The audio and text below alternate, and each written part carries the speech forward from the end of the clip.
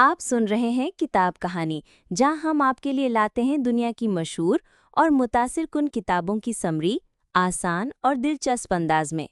तो आइए शुरू करते हैं आज की summary. Steel like an artist.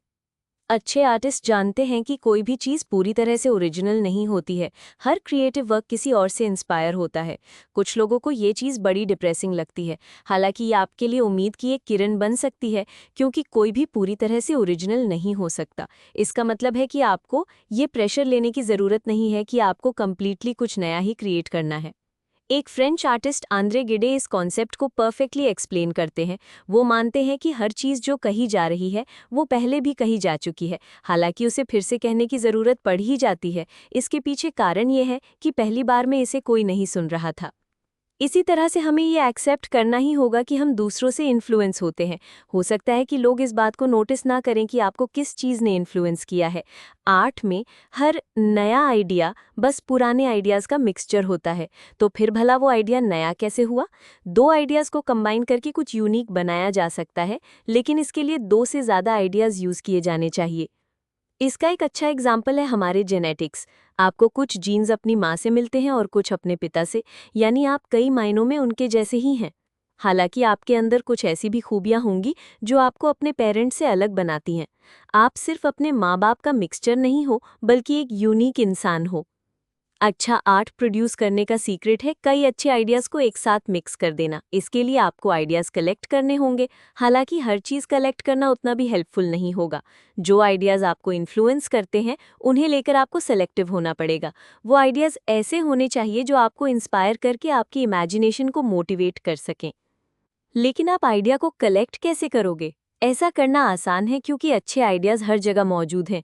जब भी आपके मन में कोई सवाल आए तो उसे इंटरनेट पर सर्च करो। इससे या तो आपको जवाब मिल जाएगा या उससे बेटर सवाल मिल जाएगा। आइडियाज़ लेने का एक और सोर्स है लाइब्रेरी। बुक्स इंस्पिरेशन और इन्फॉर्मेशन का बहुत अच्छा सोर्स होती हैं। एक बार अगर आपने लाइब्रेरी ज्वाइन कर ली तो फिर आप जितनी चाहे उतनी बुक्स पढ़ सकते हो। अक्सर अच्छे आइडियाज़ रैंडम जगहों में छुपे होते हैं।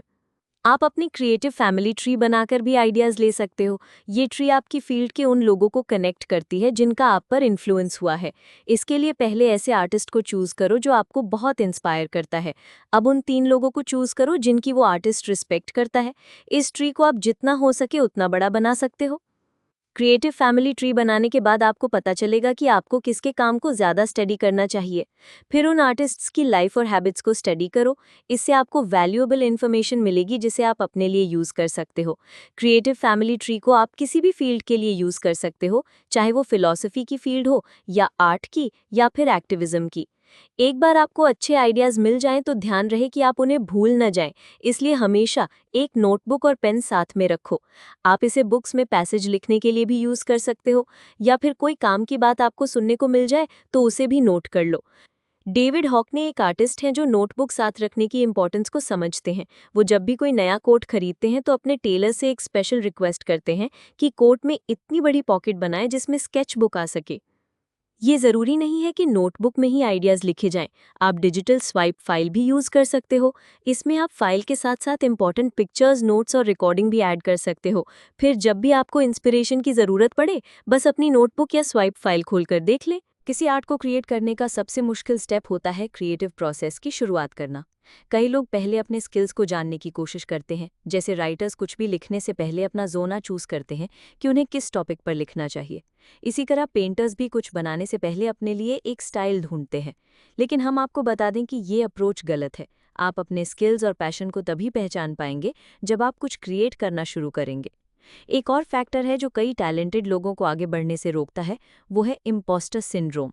ये तब होता है जब लोग अपने टैलेंट को एक्सेप्ट करने में स्ट्रगल करते हैं। उन्हें लगता है जैसे वो बस स्किल्ड बनने का नाटक कर रहे हैं। उन्हें फील होता है जैसे वो तारीफ पाना डिजर्व ही नहीं करते। हालांकि जितने भी अच्छे आर्टिस्ट्स हैं वो खुद नहीं जानते कि वो क्या कर रहे हैं। इनफैक्ट उनमें से ज़्यादातर एक्सप्लेन ही नहीं कर पाते कि उन्होंने अपना बेस्ट डिलीवर कैसे किया। वो बस जब इंस्पायर होते हैं तो पेपर पर अपने आइडियाज़ को उतार देते हैं। जब तक आपको इंस्पिरेशन नहीं मिलती तब तक आपको दिखावा करना होगा। एक सक्सेसफुल आर्टिस्ट बनने का तरीका बस यही है कि आप एक सक्सेसफुल आर्टिस्ट जैसा ही बिहेव करें। जब तक आप सक्सेसफुल नहीं हो जाते तब तक आपको दिखावा करते रहना चाहिए, यानी फेक कीजिए। दिखावा कीजिए कि आप आर्ट क्रिएट कर रहे हैं जब तक कि आप वाकई में क्रिएट नहीं कर लेते। फेकिंग यानी फेक करना अकेला मेथड नहीं है जिससे आप शुरुआत कर सकते हैं। कुछ क्रिएट करने की शुरुआत करने का एक और रास्ता है कॉपीइंग, यानी कॉपी करना। यानी जिन आर्टिस्ट्स का काम आपको पसंद है उनका काम कॉपी करना शुरू कर दीजिए। जाहिर है कि आप कॉपी किया हुआ काम अपना बताकर पब्लिश नहीं कर सकते, ये बस आपकी प्रैक्टिस के लिए है। कई ग्रेट आर्टिस्ट्स कॉपी करके ही अपने करियर की शुरुआत करते हैं और आगे चलकर यही लोग सबसे ज़्यादा सक्सेसफुल होते हैं। इसका बेस्ट एग्जाम्पल है बीटल्स, जो दुनिया के सबसे सक्सेसफुल बैंड्स में से एक हैं, लेकिन उनके करियर की शुरुआत कवर्स पर परफॉर्म करके हुई थी। बीटल्स ने बडी हॉली और जेरी ली लुइस जैसे ग्रेट परफॉर्मर्स को कॉपी किया। उसके बाद जाकर वो खुद का कुछ क्रिएट कर पाए और आज बीटल्स उन म्यूजिशियन से ज़्यादा फेमस है जिन्हें उन्होंने कभी कॉपी किया था। जब आप किसी को कॉपी करते हो तो सिर्फ उनका काम कॉपी मत करो, बल्कि उस आर्टिस्ट के थॉट्स को कॉपी करो। जैसे कोई बुक पढ़कर उसे वर्ड टू वर्ड कॉपी करने का कोई तुक नहीं बनता, आपको तो बस आइडियाज़ कॉपी करने हैं। जिस आर्टिस्ट से आप इंस्पायर्ड हैं उसके थॉट्स कॉपी करें। आपको उनके सोचने का तरीका समझना होगा, उनके थिंकिंग मेथड को अपने खुद के काम में अप्लाई करना होगा। इंसान दूसरे के काम की परफेक्ट कॉपी कभी नहीं बना सकता। आप ये तब सीखोगे जब आप अपने मनपसंद आर्टिस्ट्स को कॉपी करने की कोशिश करोगे। इस लेसन से आप अपने आइडल को कॉपी करने से उनसे सही मायनों में इंस्पायर होने का सफ़र तय करोगे। चलिए हम यहाँ बास्केटबॉल प्लेयर कोबे ब्रायंट का एग्जाम्पल लेते हैं। वो कहते हैं कि उन्होंने कभी कोई नया मूव खुद क्रिएट नहीं किया है, हालांकि उनके खेलने का स्टाइल बेहद अनोखा और ओरिजिनल है। कोबे ने अपने करियर की शुरुआत बास्केटबॉल लेजेंड्स को कॉपी किया था। बाद में उन्हें एहसास हुआ कि उन लेजेंड्स के मूव्स उनके अपने बॉडी टाइप में फिट नहीं बैठते, यानी वो लेजेंडरी बास्केटबॉल प्लेयर्स को पूरी तरह से कॉपी नहीं कर पा रहे थे, यानी उन लेजेंड्स का स्टाइल उन्हें सूट नहीं कर रहा था। तो कोबे ने क्या किया कि उन्होंने अपने बॉडी टाइप को ध्यान में रखते हुए मूव्स को चेंज किया। उन्होंने लेजेंड्स के मूव्स को एग्जैक्टली कॉपी करने के बजाय अपने हिसाब से बदल लिया। आपको भी सक्सेसफुल होने के लिए कोबे का मेथड फॉलो करना चाहिए। आप चाहे अपने आइडल को कॉपी करने और उनके जैसा बनने की कितनी भी कोशिश क्यों ना कर लें, लेकिन फिर भी कुछ बाकी रह जाएगा। आप हूबहू किसी को कॉपी कर ही नहीं सकते, इसलिए आपको कुछ बदलाव करने पड़ेंगे, तभी आप दुनिया के सामने कुछ यूनिक पेश कर पाओगे। Write the book you want to read. कई यंग राइटर्स अपनी फर्स्ट बुक कंप्लीट ही नहीं कर पाते हैं। सबके साथ एक ही प्रॉब्लम होती है कि उन्हें ये समझ नहीं आता कि उन्हें किस टॉपिक पर लिखना चाहिए या क्या लिखना चाहिए। अक्सर नए राइटर्स खुद से ही सवाल करते हैं, मैं क्या लिखूं? और इस सवाल का उन्हें टिपिकल जवाब भी मिल जाता है, जो तुम्हें आता है वो लिखो। हालांकि ये एडवाइस किसी काम की नहीं होती। फ़ैमिलियर यानी किसी जानी पहचानी चीज़ के बारे में लिखना ना तो इंस्पायरिंग होता है और ना एंटरटेनिंग। इन स्टोरीज़ में कोई गहरा और एंगेजिंग प्लॉट नहीं होता है। किसी नए राइटर को बेस्ट एडवाइस ये दी जा सकती है कि वो लिखो जो तुम लिखना चाहते हो, यानी ऐसी बुक लिखो जिसे पढ़ने में तुम्हें खुद मज़ा आए। इनफैक्ट ये एडवाइस लाइफ के हर एरिया पर अप्लाई की जा सकती है। कोई भी डिसीजन लेने से पहले खुद से ये सवाल करो, वो क्या है जो एक कहानी और भी बेहतर बना सकती है। इसके बावजूद आपको ऐसा कुछ लिखने में दिक्कत आ सकती है जो आपकी पसंद का हो। इसके लिए एक ऑप्शन तो ये है कि इंस्पिरेशन के लिए आप किसी बुक की हेल्प ले सकते हो। जैसे एग्जाम्पल के लिए अपनी फेवरेट नॉवल पूरी करते ही हमें लगता है कि काश इस नॉवल का कोई सीक्वल होता। हम यही चाहते हैं कि वो स्टोरी अभी और चले। हम उस नॉवल के छोटे छोटे कैरेक्टर्स की भी कहानी जानना चाहते हैं ताकि नॉवल कभी ख़त्म ना हो। तो आप ये पहल लो और वही लिखो जो आपको पढ़ना पसंद है। आप फैन फिक्शन से शुरुआत कर सकते हो। अगर ये भी मुश्किल लग रहा है तो किसी कंप्लीट बुक जो आपने पढ़ी है उसके कुछ पार्ट्स को अपनी तरफ से चेंज करके लिखो। जैसे आपको स्टोरी का एंड अच्छा नहीं लगा तो आप उसका एंड खुद लिखो। सोचो कि आप उसका कैसा एंड चाहते हो। ये मेथड सिर्फ बुक राइटिंग पर अप्लाई नहीं होता। अब जैसे डियर हंटर बैंड के एक मेंबर ब्रैडफोर्ड कॉक्स का ही एग्जाम्पल ले लो। जब वो छोटे थे तो उन दिनों इंटरनेट नहीं हुआ करता था, इसलिए अपने फेवरेट बैंड का म्यूजिक सुनने के लिए उन्हें बहुत इंतजार करना पड़ता था। और ब्रैडफोर्ड के अंदर इतना पेशेंस नहीं था कि वो नए एल्बम के ऑफिशियली रिलीज होने का इंतजार कर सकें। इसलिए उन्होंने अपने फेवरेट बैंड के लिए खुद ही म्यूजिक क्रिएट करना शुरू कर दिया। वो उनके पिछले एल्बम के लिए आइडियल फॉलोअप बनाने की कोशिश करते। इस तरह उनके द्वारा लिखे गए ज़्यादातर गानों को खुद डियर हंट ने परफॉर्म भी किया था। Use your hands. Stanley Donwood band Radiohead के लिए एल्बम आर्ट क्रिएट करते हैं। कंप्यूटर यूज करने को लेकर उनकी कंट्रोवर्शियल ओपिनियन रही है। डॉनवुड कहते हैं कि कंप्यूटर एक आर्टिस्ट और उसके आर्ट के बीच ग्लास की दीवार खड़ी कर देता है। उनका मानना है कि आर्टिस्ट का अपने आर्ट को टच करना बेहद इंपॉर्टेंट है। एक तरह से डॉनवुड की बातों में पॉइंट तो है। हमारे नर्व्स या नसें ब्रेन को हमारी बाकी की बॉडी से कनेक्ट करते हैं। ब्रेन हमारी बॉडी मूवमेंट्स को कंट्रोल करता है। हालांकि ब्रेन सिर्फ यही एक कनेक्शन नहीं बनाता है, हमारी बॉडी की मूवमेंट भी हमारे ब्रेन को काफ़ी हद तक इन्फ्लुएंस करती है। तो यहाँ पे going through the motions term आता है। जैसे म्यूजिशियंस अपने गिटार के तार यूं ही छेड़ते छेड़ते गाना कंपोज कर लेते हैं। जैसे कोई मूर्तिकार मिट्टी को गूंथते गूंथते कोई मूर्ति बना लेता है। आपका फील जो भी हो, आपकी बॉडी मूवमेंट आपकी क्रिएटिविटी को इम्प्रूव करती है। लेकिन इसका ये मतलब नहीं है कि आर्टिस्ट्स को कंप्यूटर यूज़ ही नहीं करना चाहिए। इनफैक्ट कंप्यूटर की मदद से आइडियाज़ को एडिट करना और भी आसान हो जाता है। इससे आर्टिस्ट के लिए अपने कंटेंट को ऑर्गेनाइज करना ईजी हो जाता है। खासकर ये तब और भी यूज़फुल होता है जब आपको पब्लिशर या एजेंट को अपना काम भेजना हो। हालांकि कंप्यूटर के थ्रू आइडिया जनरेट करना बहुत ही बेकार आइडिया है। वो इसलिए क्योंकि आप जो भी बनाओगे वो पसंद ना आने पर तुरंत डिलीट कर दोगे। यानी आइडिया अभी ठीक से दिमाग में आया भी नहीं और आपने उसे डिलीट कर दिया। दूसरी तरफ पेपर पर जब आप कोई आइडिया लिखते हो तो पूरा पैराग्राफ काटना मुश्किल हो जाता है। तो फिर आपको दोनों का फ़ायदा कैसे लेना चाहिए? अगर आपके पास बड़ा ऑफिस है तो आप एक सिंपल ऑप्शन यूज़ कर सकते हो। आपको बस इतना करना है कि अपने ऑफिस को 2 हिस्सों में डिवाइड कर दो।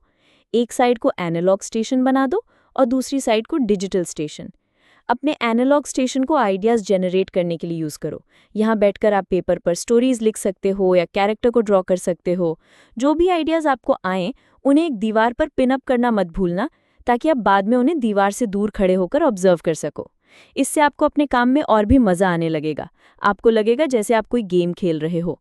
बाद में इन आइडियाज़ को आप डिजिटल साइट पर शिफ्ट कर सकते हो। अपने आइडियाज़ को कंप्यूटर की मदद से एडिट और ऑर्गेनाइज करो। जो भी काम आपने किया है उसे स्कैन करके अलग अलग फाइल में ऑर्गेनाइज करो। ये काम थोड़ा थकाने वाला हो सकता है, इसलिए जब आपको लगे कि अब एक ब्रेक लेना चाहिए तब अपने एनालॉग साइट पर वापस चले जाओ। साइड प्रोजेक्ट्स और हॉबीज भी इम्पॉर्टेंट है। आर्टिस्टिक वर्क अनप्रिडिक्टेबल हो सकता है। कई बार आप एक चीज़ पर घंटों लगाकर उसे परफेक्ट बनाने की कोशिश करते हो, पर वो बन नहीं पाती। और कई बार ऐसा भी होता है कि आपने अपने खाली टाइम में यूं ही कोई चीज़ बना ली थी और वो अचानक से पॉपुलर हो जाती है। इन छोटे प्रोजेक्ट्स को साइड प्रोजेक्ट कहते हैं। ये वो चीज़ें हैं जो आप यहाँ वहाँ कुछ करते हुए क्रिएट कर लेते हो। एक साथ कई प्रोजेक्ट्स करना क्रिएटिव माइंड के लिए अच्छा होता है। अक्सर हम एक ही काम करते करते जल्दी थक जाते हैं। अगर आपके साथ कभी ऐसा हो तो तुरंत साइड प्रोजेक्ट पर चले जाओ, और अगर साइड प्रोजेक्ट बोरिंग लगे तो मेन प्रोजेक्ट पर आ जाओ। अपने माइंड को साइड प्रोजेक्ट में बिजी रखते हुए क्रिएटिविटी लाना बढ़िया तरीका है। हालांकि बोर होना भी एक तरह से आपकी क्रिएटिविटी बढ़ाता है। इनफैक्ट क्रिएटिव माइंड्स को अक्सर तब इंस्पिरेशन मिलती है जब उनके पास करने को कुछ नहीं होता है। जैसे कि आप वॉक पर जा सकते हो या अपने कपड़े धो सकते हो या किसी दीवार को देखते रहो। मतलब आपको थोड़ा टाइम बोर भी होना चाहिए। आपकी हॉबीज़ या पैशन भी आपके साइड प्रोजेक्ट जितने इंपॉर्टेंट हो सकते हैं। हॉबीज़ वो काम या एक्टिविटीज़ हैं जो आप फ़न के लिए करते हो या आपके असली काम से एकदम अलग होता है। अपनी हॉबी को आप पैसा कमाने या फेमस होने का जरिया बनाएं, ये ज़रूरी नहीं है। ये एक पर्सनल चीज़ है। कुछ आर्टिस्ट अपने काम पर फोकस करने के लिए अपनी हॉबी को छोड़ देते हैं, लेकिन आपका माइंड इसे पसंद नहीं करता। क्रिएटिव बने रहने के लिए आपको अपना पैशन फॉलो करना ही चाहिए। ये ज़रूरी नहीं है कि अपने हर पैशन पर एक जैसा फोकस रखो। अगर आप अपने काम को लेकर डेडिकेटेड हो तो ये अच्छा है, लेकिन कभी भी अपनी हॉबीज़ को पूरी तरह से नज़रअंदाज मत करो। अपने पैशन को फॉलो करने का मेन फ़ायदा ये है कि ये आपके वर्क की क्वालिटी को इम्प्रूव करता है। जैसे एग्जाम्पल के लिए, मान लो कि आप एक अकाउंटेंट हो, लेकिन डांस करना आपकी हॉबी है। हालांकि डांसिंग का आपके काम से कोई लेना देना नहीं है, फिर भी हर हफ्ते कुछ टाइम डांस के लिए निकालना आपको अंदर से जो खुशी और सुकून देगा, वो आपको अपने काम पर और ज़्यादा फोकस करने में हेल्प करेगा। ऑस्टिन क्लेयन को बचपन में म्यूजिक का बड़ा शौक था। बड़े होने के बाद वो एक आर्टिस्ट के तौर पर काम करने लगे। अब ऑस्टिन को एहसास हुआ कि आर्ट और राइटिंग ही उनका पैशन है। इन्हीं 2 फील्ड्स में वो अपना करियर बनाना चाहते थे, इसलिए उन्होंने म्यूजिक छोड़कर पूरी तरह से सिर्फ आर्ट पर फोकस किया। 5 साल बीत चुके थे, लेकिन ऑस्टिन अब भी स्ट्रगल कर रहे थे। अपने आर्ट और राइटिंग के लिए इंस्पिरेशन ढूंढने में उन्हें बेहद मुश्किल हो रही थी। तब उन्होंने सोचा कि क्यों ना एक ब्रेक लिया जाए। उन्होंने एक बार फिर से गाने लिखना और बैंड में प्ले करना शुरू किया, और हैरत की बात तो ये थी कि म्यूजिक की वजह से उनकी राइटिंग इंप्रूव होने लगी। उन्हें अब खुद ब खुद नए नए आइडियाज आने लगे। Do good work and share it with people. जितने भी नए आर्टिस्ट्स, राइटर्स और कंटेंट क्रिएटर्स हैं, सब एक कॉमन प्रॉब्लम से गुजरते हैं, और ये प्रॉब्लम है अपने लिए ऑडियंस ढूंढना। कई लोगों को इसलिए भी मोटिवेशन नहीं मिलती क्योंकि वो ऑडियंस की नज़र में नहीं आ पाते। लेकिन ये हार मान लेने का कोई कारण नहीं है। प्रॉब्लम ये नहीं है कि लोग आपका कंटेंट पसंद नहीं करते, बल्कि सच तो यह है कि लोग बहुत ज़्यादा बिजी हैं। वो जल्दी से किसी को भी अपना टाइम और अटेंशन नहीं देना चाहते हैं। असल में एक आर्टिस्ट के तौर पर शुरुआत में अगर आपको अटेंशन ना भी मिले तो ये आपके लिए अच्छा है। जब आपको ऑडियंस मिलती है तो साथ में आपकी जिम्मेदारी भी बढ़ जाती है। आपको अपनी पब्लिक इमेज को मैनेज करना पड़ता है, और फिर आप पर अच्छा कंटेंट क्रिएट करने का प्रेशर आ जाता है। या हो सकता है कि आपको किसी एजेंट के साथ काम करना पड़ जाए। इसलिए किसी ऑडियंस का ना होना आपको ज़्यादा फ्रीडम देता है। आपको अपने काम में एक्सपेरिमेंट करने का मौका मिल जाता है। आपकी क्रिएटिविटी डिस्ट्रैक्ट नहीं होती। इस टाइम को आप सीखने के लिए ज़्यादा से ज़्यादा यूज़ कर सकते हैं। बाद में पब्लिश करने के लिए आप नए आइडियाज़ और प्रोजेक्ट डेवलप कर सकते हैं। लेकिन एक बार अगर आपको ऑडियंस मिल गई तो ये फ्रीडम फिर आपको नहीं मिलने वाली। अपने लिए ऑडियंस ढूंढने का फॉर्मूला बड़ा ही सिंपल है। इसके लिए 2 स्टेप्स हैं। पहला है अच्छा काम करना, दूसरा है उसे लोगों से शेयर करना। बेशक फर्स्ट स्टेप थोड़ा हार्ड है। अच्छा काम प्रोड्यूस करने से पहले आपको बहुत प्रैक्टिस करनी होगी।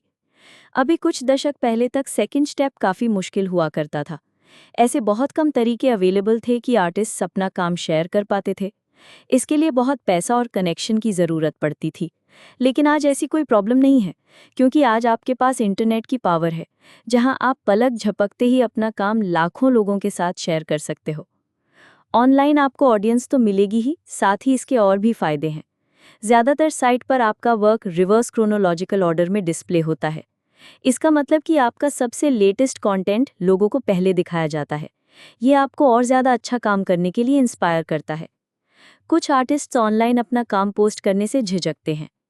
अगर कोई आपका काम कॉपी कर ले तो?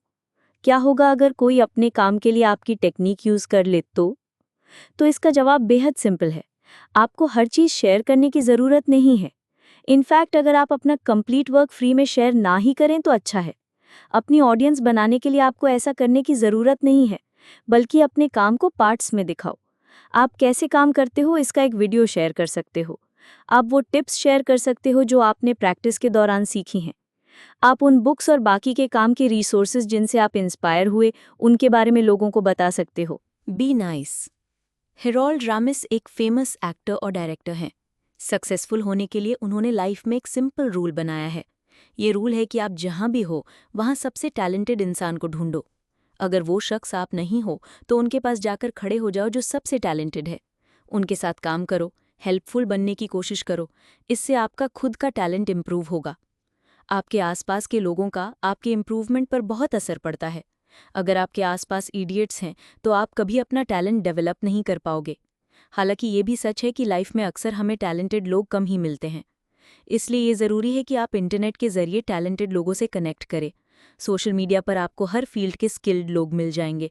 बस आपको उन्हें फॉलो करना है जो आपको अपने से ज़्यादा स्मार्ट और बेटर लगते हैं।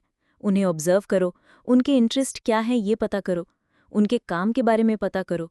जो बुक्स और आर्टिकल्स वो ऑनलाइन शेयर करते हैं उन्हें पढ़ो। एक बार आपको टैलेंटेड लोग मिल जाएं तो उनसे दोस्ती करो। ये बहुत ईजी काम है। जब आप इंटरनेट पर किसी के बारे में कुछ बोलते हैं तो उन्हें भी पता चल जाता है। इसलिए किसी से दोस्ती करनी हो तो उनकी तारीफ में कुछ शेयर करो।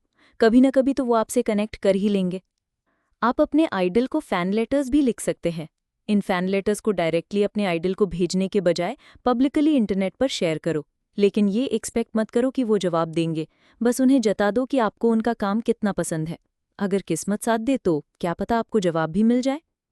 नई फ्रेंड्स की तरह आपको इंटरनेट पर दुश्मन भी काफ़ी मिलेंगे। ये वो लोग होते हैं जो आपके काम को क्रिटिसाइज करेंगे।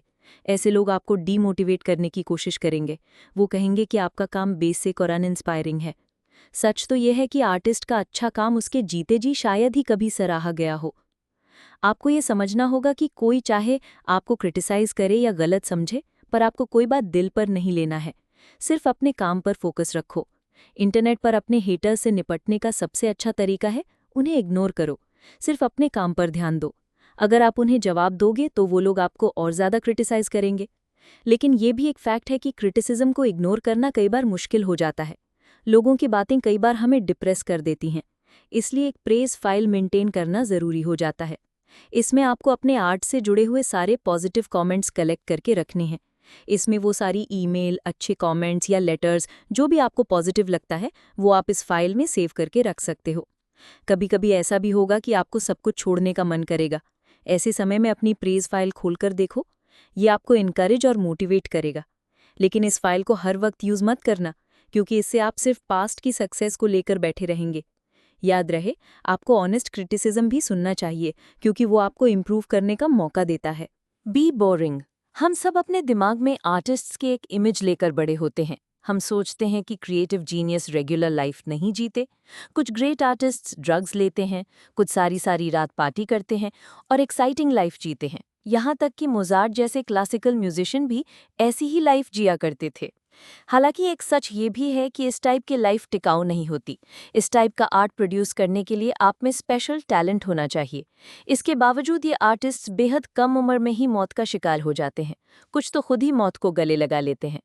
क्रिएटिव होना कोई आसान काम नहीं है। इसके लिए आपके अंदर खूब सारी एनर्जी होनी चाहिए। रात रात भर पार्टी करके अपनी एनर्जी वेस्ट करके कोई ग्रेट आर्ट प्रोड्यूस नहीं कर सकता। आपके अंदर कितनी एनर्जी है ये इस बात पर डिपेंड करता है कि आप अपनी बॉडी को कैसे मेंटेन करते हो। आपको जितना हो सके हेल्दी और फिट रहना होगा, खासकर यंग एज में। दिन में 3 टाइम ठीक से खाएं, काम के बीच में ब्रेक लेकर पुशअप्स करें, कभी कभी लॉन्ग वॉक पर जाएं, रेगुलर डॉक्टर के पास जाकर अपना हेल्थ चेकअप कराते रहें। French author Gustav Flaubert regular lifestyle follow करना सपोर्ट करते थे। उन्होंने एक बार कहा था कि एक आर्टिस्ट को सिर्फ अपने काम में ओरिजिनल और वायलेंट होना चाहिए, लेकिन पर्सनल लाइफ में आर्टिस्ट को रेगुलर और डिसिप्लिन्ड लाइफ जीनी चाहिए। तो रेगुलर लाइफ फॉलो करने का फर्स्ट स्टेप है अपने फाइनेंसेस को सही ढंग से मैनेज करना।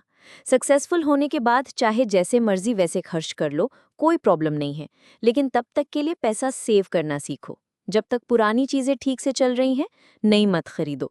बाहर से खाना ऑर्डर करने के बजाय घर पर खुद बनाओ। किसी तरह का उधार या लोन मत लो। नेक्स्ट स्टेप है एक रेगुलर जॉब करते रहो। कई आर्टिस्ट्स अपने आर्टिस्टिक करियर की शुरुआत में ही अपनी नॉर्मल जॉब को छोड़कर बैठ जाते हैं, लेकिन ये बहुत बड़ी गलती है। एक स्टेबल जॉब आपको रेगुलर इनकम देगा, जिससे आपके खर्चे चलते रहेंगे और साथ ही आप अपने आर्ट पर भी ध्यान दे पाएंगे। एक रेगुलर जॉब होने के कई और फायदे भी हैं। ये आपको नए नए लोगों से मिलने का मौका देता है। हर इंसान जिससे आप मिलते हैं, उससे आपको कोई आइडिया मिल सकता है। जॉब में रहते हुए आपको नई नई स्किल्स सीखने को मिलती हैं। हो सकता है कि ये स्किल्स आपके आर्टिस्टिक करियर में काम आए, जैसे कि web designing, business writing, research और मार्केटिंग स्किल्स। आपकी डे जॉब आपको एक रूटीन देगी। इससे आपको पता होगा कि आपकी जॉब 9 to 5 है, तो अपने क्रिएटिव वर्क के लिए आप एक शेड्यूल बना पाएंगे और जब भी आपको टाइम मिलेगा आप अपने शेड्यूल के हिसाब से चल पाएंगे। आपको अपने आर्ट या क्रिएटिव टैलेंट को बीच में छोड़ना नहीं है। इनफैक्ट एक रूटीन का होना ढेर सारा टाइम होने से ज़्यादा बेटर है। पार्किंसंस लॉ की मदद से इस बात को एक्सप्लेन किया जा सकता है। इस लॉ के हिसाब से आपके पास जितना समय होता है उसमें काम पूरा हो जाता है। टाइम होने के बावजूद अगर आपने शेड्यूल नहीं बनाया है तो आप कभी प्रोडक्टिव नहीं हो सकते। इसलिए शेड्यूल के हिसाब से चलना आपके लिए अच्छा होता है। एक कैलेंडर बनाइए ताकि आप अपने शेड्यूल के हिसाब से चल सकें। इससे आपको अपने वर्क और गोल्स की प्लानिंग करने में आसानी रहेगी। कॉमेडियन जेरी साइनफील्ड रेकमेंड करते हैं कि आपको एक बड़ी सी वॉल कैलेंडर यूज़ करनी चाहिए। अपने शेड्यूल के हिसाब से अपने डेली रूटीन को फिनिश करने की कोशिश करें। जो काम पूरे होते जाएं, उन्हें क्रॉस कर दें। कैलेंडर आपके गोल्स को रीडिफाइन कर देता है। आपका टारगेट है कैलेंडर के बॉक्स को भरना। जब आप रेगुलर अपने शेड्यूल के हिसाब से चलेंगे तो कैलेंडर में क्रॉस की एक चेन सी बनती जाएगी। जेरी कहते हैं कि आप इस चेन को मेंटेन करने के लिए मोटिवेटेड रहेंगे और इस मोटिवेशन की वजह से आपके लिए अपने काम पर फोकस करना और भी इजी हो जाएगा। अब आता है फाइनल एरिया जहां आपको स्टेबिलिटी चाहिए, और वो है आपके रिलेशनशिप। अगर आप एक आर्टिस्ट हैं तो शादी करके जल्द से जल्द सेटल होना आपके लिए बेटर होगा। अपने लिए एक ऐसा लाइफ पार्टनर ढूंढिए जो आपकी लाइफ को प्यार से भर दे। एक आर्टिस्ट को सक्सेसफुल होने के लिए स्टेबल रोमांटिक रिलेशनशिप की ज़रूरत पड़ती है, क्योंकि एक आर्टिस्ट को हमेशा इमोशनल सपोर्ट की ज़रूरत पड़ती है। इसलिए मोटिवेशन के लिए उसे एक ऐसा पार्टनर चाहिए जो उसे दिल से चाहे और उसके काम को लेकर ऑनेस्ट फीडबैक दे सके। शादी सिर्फ एक रिश्ता नहीं है जिस पर आपको फोकस करना है। आपको अपने बाकी के पर्सनल रिलेशनशिप्स में भी स्टेबिलिटी चाहिए। इसलिए हमेशा ऐसे फ्रेंड्स और बिजनेस रिलेशनशिप्स ढूंढो जो आपको सपोर्ट करे, आपके साथ खड़े रहे। खासकर बिजनेस पार्टनर ढूंढते वक्त आपको बेहद केयरफुल रहना चाहिए। अगर आपको ये समरी पसंद आई हो तो वीडियो को लाइक करें, शेयर करें और चैनल को सब्सक्राइब करना ना भूलें, ताकि आपको हर नई वीडियो की बरवक्त इत्तला मिलती रहे। आप नीचे कमेंट्स में हमें ये भी बता सकते हैं कि अगली वीडियो में आप किस किताब की समरी सुनना चाहते हैं। इल्म बांटिए, सोच बदलिए। अगली वीडियो तक के लिए इजाज़त दीजिए।